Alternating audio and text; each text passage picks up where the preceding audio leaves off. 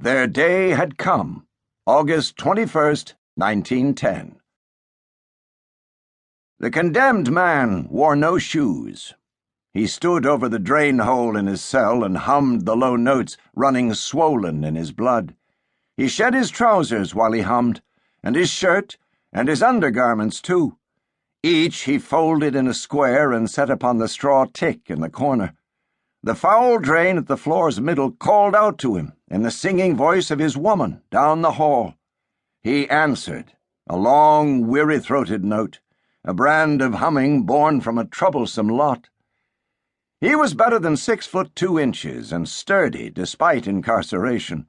He'd turned 30 in January. Most considered him the handsomest man they'd seen, though he wore a wide scar across his jaw. At the pith, the condemned man was good, but he'd forever run afoul of temperance and lawmen. Daylight through the barred window marked his lower half. His feet were pale, and his pecker, in ordinary times a swag-bellied hog of considerable proportion, was on this morning contracted. His woman's voice grew louder, and in his mind he could see her, and he hummed to his contracted pecker a snake-charmer tune fetched from a hoochie-cooch show, and its furrows protracted, and it was made long and serpentine, and the condemned man imagined then that it grew longer still, and mined the drain-pipe clear to the cell of his woman, and it whispered to her there, "Keep your temper," and this thought made him smile. Down the hall the condemned woman hummed along. When he crescendoed, she did too.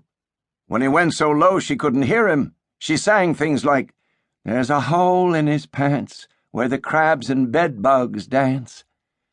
It was the same snake-charmer melody the Alhambra house band had played 7 years prior, on the night the condemned man had lit out of town, the night a big-name magician had levitated a woman on the Alhambra's stage while the melody built.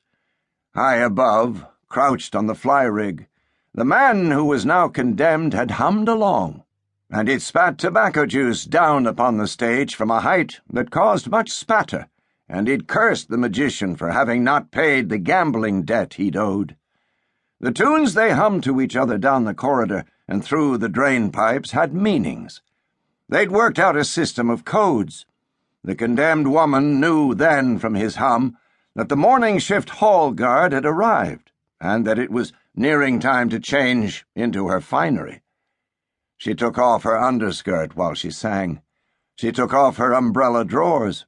Each she folded in a square and set upon the straw tick in the corner.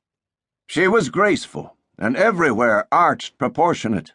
Her skin was tanned despite incarceration, and she stood above the drain hole and hummed some more, waiting for her man. Young Officer Reed would be along shortly with a last meal and fine clothes they'd requested, and she knew he'd not be able to take his eyes off her, for even after a month in the pokey, the condemned woman was the cat's whisker.